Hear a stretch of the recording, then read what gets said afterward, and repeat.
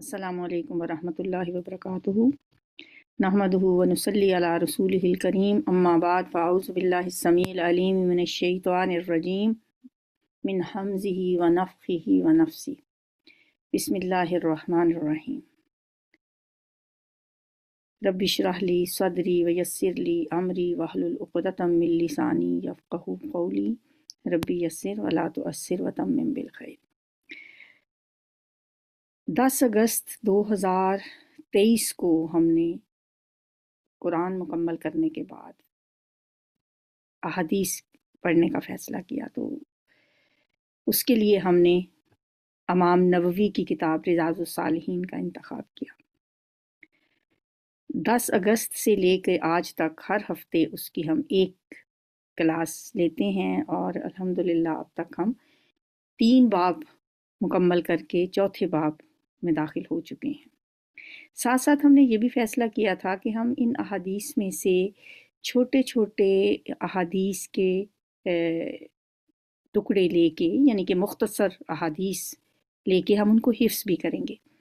तो इसके लिए भी हमने हर बाब में से 4-4, 3-3 अहादीस सिलेक्ट की, उनको लिखा, फिर उनको हिफ्ज़ करने की कोशिश भी की, लेकिन ज़ाहिर है वो अहादीस हमारे लिए नई थी। कुछ तो जो कॉमन अहादीस होती हैं उनको तो याद करना सबके लिए आसान होता है, लेकिन कुछ मुश्किल अल्फाज आ रहे थे। तो मैंने ये सोचा कि क्यों ना हम 40 मुख्तसर अहादीस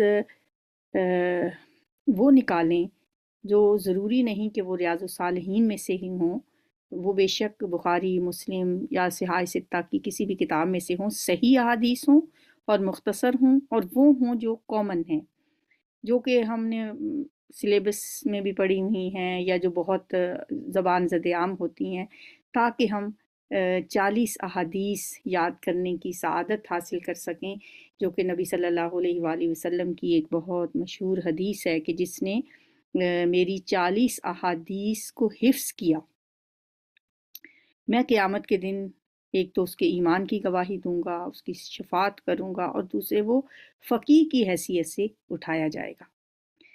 तो गो कि ये हदीस ज़ईफ़ कैटेगरी में आती है, लेकिन इस हदीस को बयान करने वाले बड़े बड़े सहाबा हैं, बहुत चोटी के सहाबा ने इसको रवायत किया है। लेकिन चूंकि हदीस का इल्म जो है उस पे ये देखा जाए तो जो उसकी सही हदीस होने के लिए जो शराइत हैं उस पे ये पूरी नहीं उतरती हदीस। जैसा कि शुरू में मैंने आपको बताया था कि सही हदीस के लिए लाजमी है कि उसके तमाम रावी जो हैं, सहाबी से लेके ताबई से लेके तबा ताबई तक पूरी चेन जो है वो मुकम्मल हो, बीच में कोई सहाबी ड्रॉप ना होता हो, और फिर उसके जो सहाबी हो या रावी यानी ड्रॉप ना होता हो, सहाबी हो या ताबई या तबा ताबई। और दूसरी बात ये होती है कि वो तमाम रिवायत करने वाले जो हैं वो दीनदार हों, आदिल हों, ज़ाबित हों, उनका हाफ़ज़ा भी मज़बूत हो, जो शराइत सही हदीस के रावी के लिए होती हैं वो सारी पूरी होती हों। तो अगर वो ये नहीं उन शराइत पे कोई हदीस पूरी उतरती तो वो फिर सही हदीस की कैटेगरी से निकल जाती है। और ये हदीस भी वो कि इसको बयान सहाबा में से हज़रत अली ने भी इसको रिवायत किया है, हज़रत अब्दुल्लाह इब्न मसूद ने रिवायत किया, हज़रत अब्दुल्लाह इब्न उमर ने इसको रिवायत किया, बड़े बड़े सहाबा के नाम आते हैं इस हदीस में, जिसमें 40 अहादीस को हिफ्ज़ करने की बात है। तो लेकिन कहीं ना कहीं जाके इस हदीस के रावियों में से कोई रावी ड्रॉप हो जाता है, जिसकी वजह से इस हदीस का दर्जा वो सही हदीस वाला तो नहीं है। लेकिन इसके बावजूद इस हदीस पे अमल करने वालों की कमी नहीं है। बहुत से लोगों ने 40 मुख्तसर अहादीस निकाली भी और पढ़ाई भी, पढ़ी भी, याद भी की, हिफ्ज़ भी की, क्योंकि इस पे बहुत बड़ा एक नबी सल्लल्लाहु अलैहि वसल्लम ने जो हमें इस पे जो बताया ना कि इसका जो अजर है, जो सवाब है, जो क़यामत के दिन नबी सल्लल्लाहु अलैहि वसल्लम की शफ़ाअत की बात है इसमें, और आप सल्लल्लाहु अलैहि वसल्लम की ज़बान मुबारक से ईमान की गवाही देने की बात है, वो इतनी बड़ी बात है कि इंसान कहता है कि कोई बेशक वो ज़ईफ़ हदीस भी है तो लोग इस पे अमल करते हैं। वैसे भी بعض علماء کے نزدیک ضعیف احادیث پہ ہم احکام میں عمل کرنا جو ہے وہ منع ہے، کہ کوئی حکم دیا جا رہا ہو کسی حدیث ضعیف میں، جبکہ اگر کوئی فضیلت والی بات ہے تو اس پہ عمل کرنے میں حرج نہیں ہے۔ تو لہٰذا میں نے بھی یہ سوچا ہے کہ میں وہ خود احادیث میں نے تلاش کی ہیں ابھی اس کے لیے، تھوڑی سی 4 5 یا 6 احادیث ہیں، 6 احادیث ہیں آئی تھنک، تو جن کو میں نے یہاں پہ اکٹھا کیا ہے، اور وہ احادیث ہیں جو آپ سب کے لیے بھی نئی نہیں ہوں گی۔ تو انشاءاللہ ہم اس طرح پورے ہر مجموعہ احادیث میں سے تلاش کریں گے احادیث ایسی جو مختصر بھی ہوں، جامع بھی ہوں، حفظ کرنا بھی آسان ہو اس پہ، اور انشاءاللہ ہم ان پہ عمل بھی کرتے ہیں۔ تو شروع کرتے ہیں، بسم اللہ الرحمن الرحیم۔ پہلی جو حدیث ہے وہ آپ سب کو آتی بھی ہے، یہ تو ہماری کتاب ریاض الصالحین میں بھی شامل ہے، آپ سب اس کو پڑھ بھی چکے ہیں۔ انما الاعمال بالنیات، صحیح تلفظ کے ساتھ ہم نے اس کو یاد کرنا ہے، عربی متن کے ساتھ انما الاعمال بالنیات، نون پہ بھی شد ہے، یا پہ بھی شد ہے، اسے کہنا ہے بالنیات، بے شک اعمال کا دار و مدار نیات پر ہے، نیتوں پر ہے۔ کوئی بھی کام جب ہم کرتے ہیں وہ کام اتنا میٹر نہیں کرتا جتنا اس کے پیچھے جو نیت ہوتی ہے وہ میٹر کرتی ہے۔ بعض اوقات عمل ایک ہی ہوتا ہے، 2 لوگ کر رہے ہوتے ہیں، لیکن دونوں کی نیتیں مختلف ہوتی ہیں، تو اللہ کے ہاں ان دونوں کا درجہ ڈیفرنٹ ہوگا۔ ایک شخص کسی بیمار کی تعزیت کے لیے جاتا ہے اس لیے کہ وہ یہ نہ کہے کہ میں تمہاری تعزیت کے لیے آیا تھا اور تم میری تعزیت کے لیے کیوں نہیں آئے، یا یہ کہ لوگ کیا کہیں گے، اتنا قریبی رشتہ ہے آپ اس کی تعزیت کے لیے نہیں گئے۔ تو دوسرا شخص جو ہے وہ صرف اور صرف اس نیت سے جاتا ہے کہ اللہ تعالیٰ کہ نبی صلی اللہ علیہ وآلہ وسلم کا یہ حکم ہے، تو دونوں کی نیتوں میں فرق ہے، کام دونوں نے ایک ہی کیا اور نیتیں دونوں کی ڈیفرنٹ ہیں، اس لیے اجر بھی دونوں کے مختلف ہیں، جزا بھی دونوں کی مختلف ہے۔ تو یہ ہے انما الاعمال بالنیات۔ اس کی ایک بڑی کامن مثال بھی دی جاتی ہے کہ ایک شخص شریر ہے، وہ کسی جگہ پہ کوئی کھونٹا کاٹ دیتا ہے، کسی مسجد کے آگے کے اندھیرے میں کوئی نمازی آئیں گے اور وہ اس سے ٹکرا کے تو گریں گے، جبکہ دوسرا اس نیت سے کھونٹا کاٹ دیتا ہے کسی مسجد کے سامنے، کوئی نمازی اپنی سواری جس پہ آتا ہے، کیونکہ اس زمانے میں گھوڑوں پہ، اونٹوں پہ اگر مسافر آتے تھے تو وہ اپنے جانور کو باندھنے کے لیے ان کو کوئی ایسی چیز چاہیے ہوتی تھی، تو دونوں کی نیتیں مختلف ہیں، تو ایک کو اس پہ اجر مل رہا ہے، دوسرے کو اس پہ گناہ ہو رہا ہے۔ تو انما الاعمال بالنیات، ہم نے یہ کرنا ہے کہ ہر کام سے پہلے اپنی نیتوں کا جائزہ لینا ہے۔ جیسے ہمارے پیپر بھی ہوتے ہیں، قرآن پڑھتے ہیں ہم، اس کا ہر ایک کا پیپر ہوتا ہے، بعض بچوں کی یہ نیت ہوتی ہے کہ میرے نمبر سب سے زیادہ آ جائے، میں اس سے آگے بڑھ جاؤں، مجھ سے کوئی آگے نہ بڑھے، اب میرا نام ٹاپ آف دا لسٹ ہو۔ تو اس میں تھوڑا سا نا آ جاتا ہے، اپنی تکبر بھی آ جاتا ہے بعض اوقات، کہ ہم دوسروں سے ہمیشہ نمایاں رہنا چاہتے ہیں، اور دوسری طرف ایک شخص کی یہ نیت ہوتی ہے کہ میں بس سیکھ لوں، کوئی بات نہیں، نمبر تھوڑے سے آگے پیچھے بھی ہو جائیں، کم بھی ہو جائیں، لیکن اس پیپر کی تیاری میں جو کچھ میں نے سیکھا ہے، جو میں نے لرن کیا ہے، وہ میٹر کرتا ہے۔ تو نیتوں کی بات ہے، اعمال کا دار و مدار نیتوں پر ہے، اس حدیث کا یہ مطلب ہے۔ پہلے بھی آپ نے یہ ہم نے پڑھی تھی حدیث، لیکن یہاں پہ ہمارا مقصد اس کو حفظ کرنا ہے۔ تو نمبر 2 حدیث ہے، یہ بھی ریاض الصالحین میں سے ہے، ان اللہ لا ينظر الى صورکم واموالکم ولکن ينظر الى قلوبکم واعمالکم۔ اگر ہم بار بار ریپیٹ کریں، بار بار پڑھیں تو حفظ کرنا اتنا مشکل نہیں ہوگا، آپ تھوڑی سی ذرا محنت کریں تو الفاظ تو وہی ہیں، ان اللہ لا ینظر کا مطلب کیا ہے؟ بے شک اللہ تعالیٰ نہیں نظر کرتا، بے شک اللہ تعالیٰ نہیں دیکھتا، کس طرف؟ الی صورکم، تمہاری صورتوں کی طرف۔ ان اللہ لا ینظر الی صورکم، بے شک اللہ تعالیٰ تمہاری صورتوں کو نہیں دیکھتا، واموالکم، تمہارے مالوں کو نہیں دیکھتا، ٹھیک ہے؟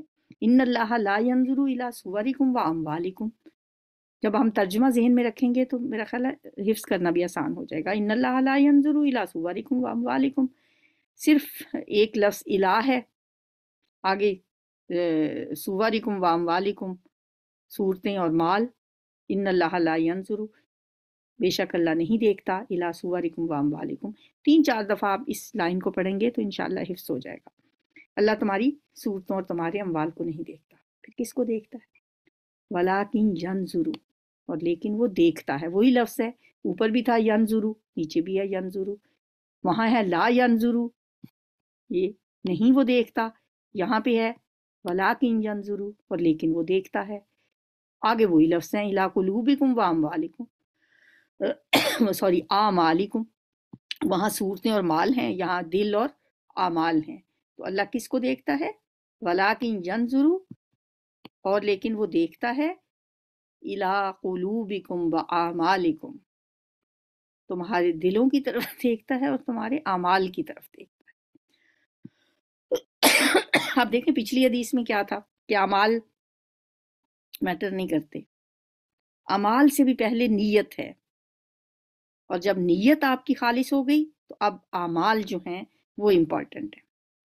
اب اللہ کو تمہاری شکلوں سے کچھ نہیں لینا، اس سے تمہارے اعمال سے لینا ہے، لیکن اعمال بھی تب فائدہ مند ہیں اگر اس کے پیچھے جو فیکٹرز ہیں، جو نیتیں ہیں، جس وجہ سے آپ وہ عمل کر رہے ہیں، وہ اگر درست ہے تو عمل بھی پھر ہی فائدہ دیتا ہے۔ ان اللہ لا ینظر الی صورکم واموالکم ولکن ینظر الی قلوبکم واعمالکم۔ آنکھیں بند کر کے ایک دفعہ پڑھیں، میں بھی آنکھیں بند کر کے پڑھتی ہوں، آپ کے ساتھ ساتھ میں نے بھی ان کو حفظ کرنا ہے، آپ نے بھی کرنا ہے، میں نے بھی کرنا ہے، تھوڑی تھوڑی تو آتی ہیں ساری حدیثیں، لیکن اب ہم انشاءاللہ اسی ترتیب سے ان کو آپ تو ایک اور بھی کام اگر کر لیا کریں تو زیادہ بہتر ہوگا، ایک کاپی بنا لیں، 40 احادیث اس پہ لکھیں۔ پہلی حدیث انما الاعمال بالنیات، وہ تو سب کو آتی ہے، پھر آگے ان اللہ لا ینظر الی صورکم واموالکم ولکن ینظر الی قلوبکم واعمالکم۔ اگر آپ کو ترجمہ آتا ہے تو ترجمہ لکھنے کی ضرورت نہیں ہے، اگر نہیں آتا تو ساتھ ترجمہ بھی لکھیں، اور جو کوئی مشکل لفظ ہے اس کو الگ کر کے بھی لکھیں۔ نمبر 3، تیسری حدیث دیکھتے ہیں کون سی ہے۔ اچھا، یہ حدیث جو ہے نمبر 3 پہ، یہ ریاض الصالحین میں سے نہیں ہے، یہ میں نے اس لیے لی ہے، اب میں نے کیونکہ لکھی ہوئی میرے پاس جس طرح احادیث آتی ہیں نا، وہ ان میں پھر کوئی مشکل بھی ہوتی ہے، کوئی آسان، میں نے آسان ڈھونڈ کے ان کی پکچرز لے کے ادھر لگا لی ہیں۔ اگر آپ لوگوں کے پاس کوئی ایسی بہت ہی آسان، ایک مجھے ملا تھا کہیں پیپر، لیکن وہ مجھے سافٹ میں نہیں ملا، اگر آپ کو کوئی سافٹ میں ایسا ملتا ہے تو وہ مجھے آپ سینڈ کر دیں لکھا ہوا، تو وہ اسی سے پھر ہم پڑھ لیا کریں گے۔ 40 احادیث بہت سے لوگوں نے لکھی ہوئی ہیں، بہت آسان سی، لیکن ہماری تو یہ شرط ہوگی کہ وہ حدیث یا بخاری کی ہو یا مسلم کی ہو، صحیح حدیث ہو، مطلب صحیح احادیث کی کتابوں میں سے ہو۔ البر حسن الخلقی، اگلی حدیث کیا ہے؟ البر نیکی، حسن الخلقی حسن اخلاق ہے۔ نیکی کس کو کہا جاتا ہے؟ بر ہے نیکی، البر حسن الخلقی، نیکی حسن اخلاق کا نام ہے، یعنی بہت سی نیکی کے کام ہو سکتے ہیں۔ صحیح مسلم کی حدیث نمبر 2553 ہے، جس میں نبی صلی اللہ علیہ وآلہ وسلم نے فرمایا کہ نیکی تو بس اخلاق ہی کا نام ہے، اچھے اخلاق ہی کا نام ہے۔ اخلاق کہتے کس کو ہیں ویسے؟ اخلاق کہا جاتا ہے پختہ عادت کو، پختہ عادت جو انسان کی بن جاتی ہے نا، وہ اخلاق ہوتا ہے، وہ اچھا بھی ہو سکتا ہے، برا بھی ہو سکتا ہے، حسن اخلاق بھی ہو سکتا ہے، اور رذائل اخلاق بھی ہوتے ہیں، ٹھیک ہے؟ جیسے فضائل اخلاق ہوتے ہیں نا، اچھے اخلاق، سچ بولنا، امانت داری ہے، عدل کرنا، دوسروں کا خیال رکھنا، ہمدردی، محبت، یہ سارے فضائل اخلاق ہیں۔ لیکن کچھ رذائل اخلاق بھی ہوتے ہیں، وہی عادتیں پختہ، اگر جھوٹ بولنے کی عادت پختہ ہو گئی، اگر غیبت کرنے کی عادت پختہ ہو گئی، اگر کسی کا دل دکھانے کی عادت پختہ ہو گئی، تو وہ بھی اخلاق ہیں، لیکن وہ رذائل اخلاق ہیں۔ تو نبی صلی اللہ علیہ وآلہ وسلم ان 3 لفظوں میں جو بات ہمیں بتانا چاہ رہے ہیں، وہ یہ کہہ رہے ہیں کہ نیکی کیا ہے۔ ہمارے ہاں تو نیکی کا تصور بس یہی ہے نا کہ صدقہ دیں یا نماز پڑھیں، روزہ رکھیں، بس یہ نیکیاں ہمیں نظر آتی ہیں۔ آپ نے فرمایا نیکی تو دا virtue is the name of morality, اخلاق ہی کا نام نیکی ہے۔ اصل نیکی ہے کیا؟ حسن اخلاق۔ آپ نے یہ بھی فرمایا نا انما بعثت لاتمم مکارم الاخلاق، مجھے تو بھیجا ہی اس لیے گیا ہے کہ میں مکارم اخلاق کی تکمیل کر دوں۔ اس لیے تو اللہ تعالیٰ نے قرآن پاک میں آپ کو کے بارے میں فرمایا انک لعلی خلق عظیم، آپ اخلاق کے عظیم مرتبے پہ فائز ہیں۔ حضرت عائشہ صدیقہ رضی اللہ تعالیٰ عنہا سے کسی نے پوچھا کہ نبی صلی اللہ علیہ وسلم کا اخلاق کیسا تھا؟ انہوں نے فرمایا آپ قرآن نہیں پڑھتے؟ کان خلقہ القرآن، آپ کا اخلاق قرآن ہی تھا، یعنی جو کچھ قرآن نے فرمایا ہے آپ اس کے مطابق ہی عمل کرتے تھے، اور وہی آپ کا اخلاق تھا۔ تو ہمیں بھی اپنے اخلاق قرآن کے مطابق بنانے ہیں اور نبی صلی اللہ علیہ وسلم کی زندگی کے مطابق اپنی زندگی کو ڈھالنا ہے، کیونکہ نبی صلی اللہ علیہ وآلہ وسلم جو ہے وہی ہمارے لیے رول ماڈل ہے۔ لقد کان لکم فی رسول اللہ اسوۃ حسنہ، تمہارے لیے رسول اللہ صلی اللہ علیہ وآلہ وسلم کی زندگی میں بہترین نمونہ موجود ہے۔ تو ہم نے اپنی زندگیوں کو نبی صلی اللہ علیہ وآلہ وسلم کی زندگی کے مطابق ڈھالنا ہے۔ اگلی حدیث ہے جی، ان اللہ یقبل توبۃ العبد ما لم یغرغر، یہ حدیث ریاض الصالحین میں سے ہے، ہم پڑھ چکے ہیں۔ ان اللہ، بے شک اللہ تعالیٰ، یقبل، قبول کرتا ہے، توبۃ العبد، اپنے بندے کی توبہ، کب تک؟ ما لم، جب تک کہ یغرغر، لم یغرغر، اس کو غرغرہ نہ آ جائے، اس پر موت کی کیفیت طاری نہ ہو جائے۔ اس کا آخری وقت جب انسان کا ہوتا ہے نا، کہتے ہیں کہ توبہ کا دروازہ کھلا ہے انسان کے لیے، لیکن جب اسے موت کے فرشتے نظر آنا شروع ہو جاتے ہیں، جب اس پہ موت کی کیفیت طاری ہو جاتی ہے، جب غرغرہ شروع ہو جاتا ہے، اس وقت پہ توبہ کا دروازہ بند ہو جاتا ہے۔ یعنی آخری وقت تک انسان کو اللہ تعالیٰ نے یہ اختیار دیا ہے کہ وہ اپنے گناہوں کی معافی مانگ لے، توبہ کر لے، اللہ سے استغفار کر لے۔ ہمارے پاس نبی صلی اللہ علیہ وسلم کی سیرت سے اتنے خوبصورت نمونے موجود ہیں کہ آپ دیکھیں کوئی گناہ نہیں کرتے تھے، لیکن آپ فرماتے ہیں کہ میں دن میں 70 بار استغفار کرتا ہوں۔ ایک جگہ آپ نے فرمایا کہ میں دن میں 100 بار اللہ سے معافی طلب کرتا ہوں، اللہ سے بخشش مانگتا ہوں، 100 بار۔ گناہ ایک بھی نہیں کرتے، معافی 100 بار طلب کرتے ہیں۔ ہم شاید گناہ تو شام تک 100 پورے کر لیتے ہیں، لیکن توبہ استغفار کی توفیق نہیں ہوتی، اور اللہ کی توفیق کے بغیر یہ ممکن بھی نہیں ہے۔ اللہ سے دعا بھی کرنی چاہیے، اللہ کی طرف رجوع کرنے کی، اللہ کی طرف لوٹنے کی، معافی مانگنے کی، توبہ کرنے کی اللہ سے۔ اگر آپ اللہ سے توبہ نہیں کرتے، استغفار نہیں کرتے، تو اس کے لیے دعا مانگنی چاہیے۔ توبہ کا مطلب ہوتا ہے کہ لوٹ آنا، اپنے گناہ پہ شرمندہ ہو کر اللہ کی طرف لوٹنا اور اپنے اس کے پلٹ آنا۔ اور جو انسان اللہ سے توبہ استغفار کرتا ہے، ندامت کے آنسو بہاتا ہے، اپنی غلطی کا اعتراف کرتا ہے، پھر اللہ تعالیٰ اس کے آنسوؤں کو موتی سمجھ کے قبول کرتے ہیں۔ علامہ اقبال نے فرمایا تھا نا، موتی سمجھ کے شان کریمی نے چن لیے، قطرے جو تھے میرے عرق انفعال کے، جو میرے شرمندگی کے آنسو تھے، شان کریمی نے انہیں موتی سمجھ کے چن لیا۔ یعنی اللہ تعالیٰ بندے کی ناقدری نہیں کرتا، یہ بندے ہیں جو بندوں کی ناقدری کرتے ہیں۔ تو اللہ تعالیٰ بندے کی توبہ قبول کرتا رہتا ہے آخری وقت تک۔ اگلی حدیث ہے جی، یہ صحیح مسلم سے ہے، الحیاء شعبۃ من الایمان۔ اب یہ جو شد کے نیچے زیر ہوتی ہے نا، اس کو میم کی نیچے والی زیر سمجھا جاتا ہے، اسے پڑھا ایسے ہی جاتا ہے من الایمان۔ یہ عربی کا ایک لکھنے کا ایک انداز ہے کہ وہ زیر جو نیچے دی جانی ہوتی ہے نا، وہ شد کے نیچے دے دیتے ہیں۔ الحیاء شعبۃ من الایمان، حیا جو ہے وہ ایمان کا ایک شعبہ ہے۔ ایمان سمجھیں کہ ہے ہی ایمان، حیا ایمان سے ہے، اگر حیا نہیں تو پھر ایمان بھی نہیں ہے۔ یعنی ایمان کے جو درجے ہیں ان میں سے ایک درجہ حیا بھی ہے۔ ایک حدیث میں آتا ہے اگر تم حیا نہیں کرتے پھر جو مرضی کرو، پھر تو تمہیں کھلی چھٹی ہے، جو مرضی کرتے پھرو۔ تو حیا جو ہے یہ ہمارے ایمان کا حصہ ہے، پارٹ آف ایمان ہے یہ۔ اگر ہمارے اندر حیا اٹھ گیا تو پھر سمجھو کہ پھر تو جو مرضی کرتے رہو۔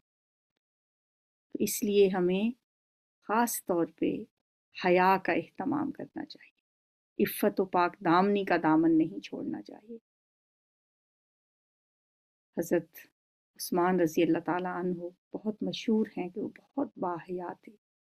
اپنے آپ سے بھی انسان اگر حیا کرتا ہو، یہاں تک کہ وہ اپنی پنڈلی تک کسی کے سامنے نہیں کھولتے تھے۔ نبی صلی اللہ علیہ وآلہ وسلم کی سیرت سے بھی ہمیں ایسی ہی مثالیں ملتی ہیں۔ اگلی حدیث ہے جی صبر کے بارے میں، باب الصبر سے ہم نے پڑھی تھی ریاض الصالحین میں۔ انما الصبر عند الصدمۃ الاولی، بے شک صبر وہ ہے جو صدمے کی ابتدا میں کیا جائے، شروع میں جو صبر کیا جائے اسے ہی صبر کہا جاتا ہے، بعد میں تو پھر بے بسی ہوتی ہے۔ شروع میں اگر آپ نے صبر نہیں کیا، رو دھو کے چیخو پکار کر کے جو منہ میں آیا وہ بول کے آخر میں پھر ہم کہیں بس جی اب تو صبر ہی ہے، اسے پھر صبر نہیں کہا جاتا۔ انما الصبر عند الصدمۃ الاولی، جو ابتدائی صدمہ میں ہو، جو صدمے کی شروع میں کیا جائے، صبر دراصل وہ ہوتا ہے۔ جو بعد میں آ جاتا ہے اسے کیا کہتے ہیں؟ وہ تو مطلب آخر میں آ کے اور کرنا کیا ہوتا ہے؟ بے بسی ہے نا انسان کی۔ بے بسی میں تو پھر وہ یہی کہے گا کہ بس میرا تو صبر ہی ہے، وہ صبر نہیں ہوتا۔ نبی صلی اللہ علیہ وسلم نے فرمایا صبر وہ ہے جو صدمے کی ابتدا میں کیا جائے، فوری طور پہ آپ کو شوق لگا، کوئی خبر سنی آپ نے، وہ وقت ہے اپنے آپ کو سنبھالنے کا، اپنے نفس پہ کنٹرول کرنے کا، کہ منہ سے کوئی ایسی بات نہ سنے، منہ سے کوئی ایسی بات نہ نکلے جو اللہ کو ناراض کرنے والی ہو۔ جس نبی صلی اللہ علیہ وآلہ وسلم کے بیٹے حضرت ابراہیم جب فوت ہوئے تو آپ نے ان کو اپنے ہاتھوں میں اٹھایا، آپ کی آنکھوں سے آنسو بہہ رہے تھے۔ کسی صحابی نے کہا یا رسول اللہ آپ بھی روتے ہیں؟ آپ نے فرمایا یہ آنسو تو رحمت ہیں، یعنی میں اے ابراہیم تمہاری جدائی میں بہت غمگین ہوں، یہ الفاظ آپ نے فرمائے، لیکن زبان سے کوئی بے صبری والی بات نہیں نکالی۔ زبان وہی کہے گی جو اللہ کا، جس میں اللہ کی رضا ہو۔ تو آپ نے فرمایا آنکھ سے آنسو بہانا جو ہے وہ اللہ کو ناراض نہیں کرتا، تو رحمت ہے، آنسو تو رحمت ہوتے ہیں۔ لیکن ان آنسوؤں کے ساتھ جو زبان سے ہم باتیں نکالتے ہیں، بعض اوقات دیکھیں کوئی فوت کی ہو جاتی ہے، آپ کیسی کیسی باتیں لوگوں سے سنتے ہیں کہ یہ ہمارے لیے رہ گیا تھا، موت نے ہمارا ہی گھر دیکھ لیا ہے، اللہ یہ تم نے کیا کر دیا، یا اللہ تم نے ہمارے ساتھ ہی ایسا کیوں کیا۔ تو اس طرح کی باتیں اللہ تعالیٰ کو پسند ہیں۔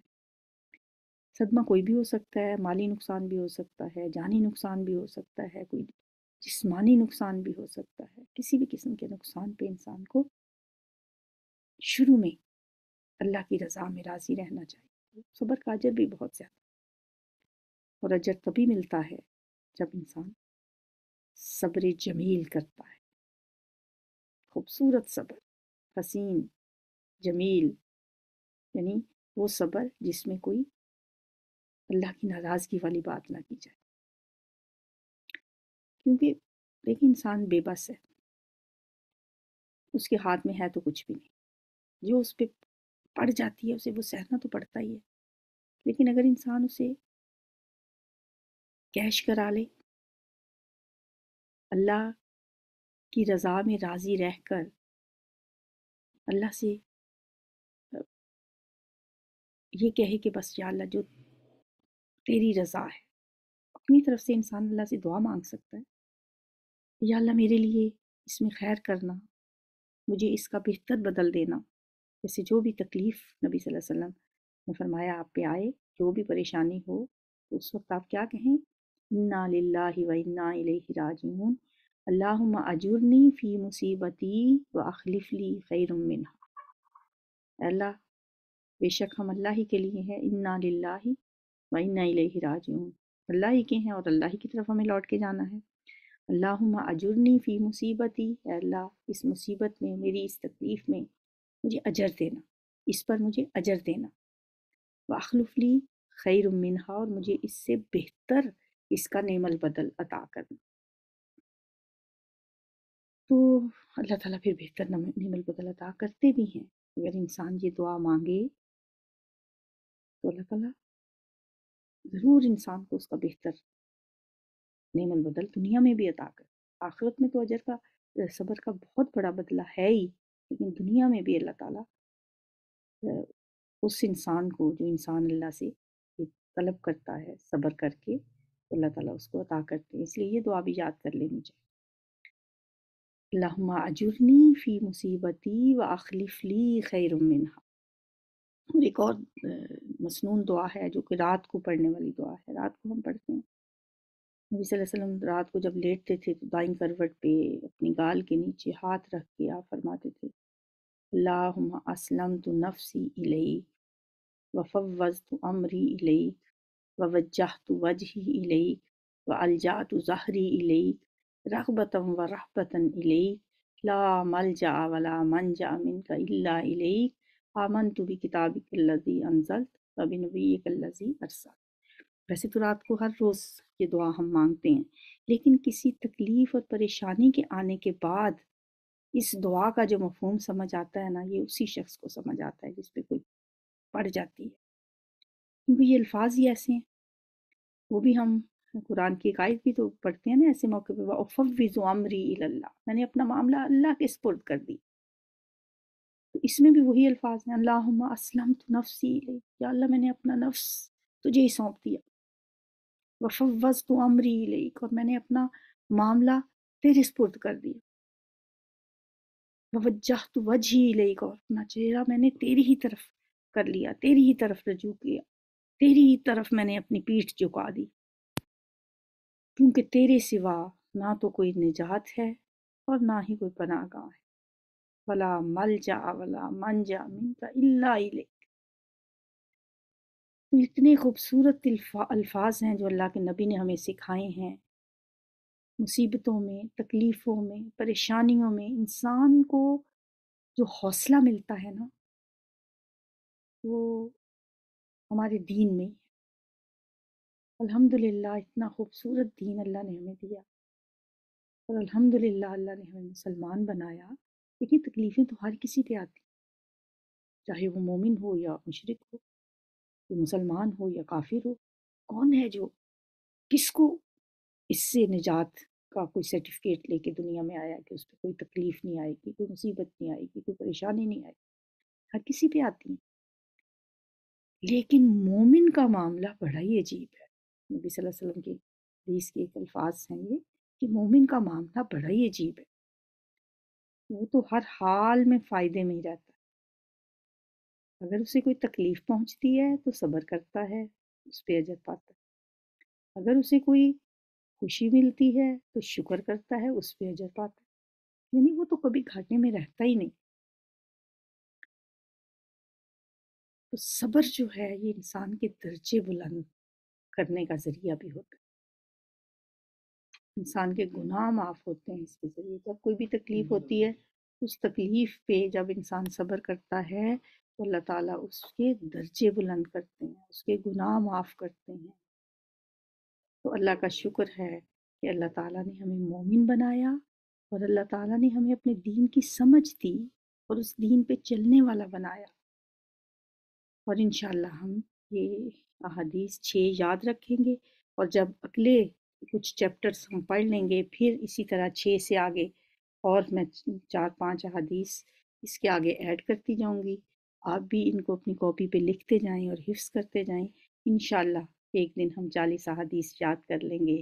اللہ تعالیٰ ہمیں نبی صلی اللہ علیہ وآلہ وسلم کی شفاعت کا حقدار بنائے اور آپ کے ہمارے حق میں آپ کی گواہی قبول فرمائے۔ سبحانک اللہم و بحمدک نشہد ان لا الہ الا انت نستغفرک و نتوب الیک۔ السلام علیکم ورحمۃ اللہ۔